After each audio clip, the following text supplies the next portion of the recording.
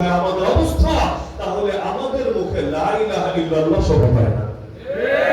লা ইলাহা ইল্লাল্লাহ মানে হলো আমার জীবনের সব ক্ষেত্রে আমার গোলামি একজনই পাবেন, তিনি কে? আল্লাহ। যে মুখ দিয়ে বের হয়েছে লা ইলাহা ইল্লাল্লাহ, তার কপাল আমেরিকার সামনে নত হতে পারে না। যে মুখ দিয়ে বের হবে লা ইলাহা ইল্লাল্লাহ, তার কপাল ইন্ডিয়ার সামনে নত হতে পারে না। যে মুখ দিয়ে বের হবে লা ইলাহা ইল্লাল্লাহ, পৃথিবীর কোন বাতিল তাগুত অপশক্তির সামনে সে নিজের মাথা নত করতে পারে না।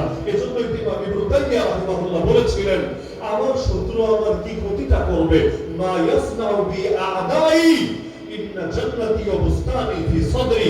আরে আমার জান্নাত, আমার সুখের উদ্যান লুকিয়ে আছে আমার বুকের ভেতরে।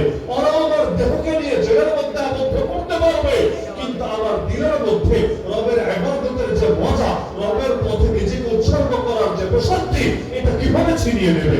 এজন্যই আল্লাহর বান্দা লাশ হয়েছেন কারাগারের ভেতরে, কিন্তু আপোষ করেন নাই পৃথিবীর কোন জাতির সাথে। এমনকি আমি যদি জিজ্ঞেস করি, নবী ইব্রাহিম আলাইহিস সালামের জীবন সবচাইতে সুখের দিন কোনগুলো ছিল, কেউ বলতে পারবে? সবচাইতে সুখের দিন ছিল যে দিনগুলো কেটেছে আগুনের ভেতরে। বলবেন কেন? আগুনের ভেতরে কাটানো দিনগুলোই কেন তার জন্য সবচাইতে সুখের দিন হলো?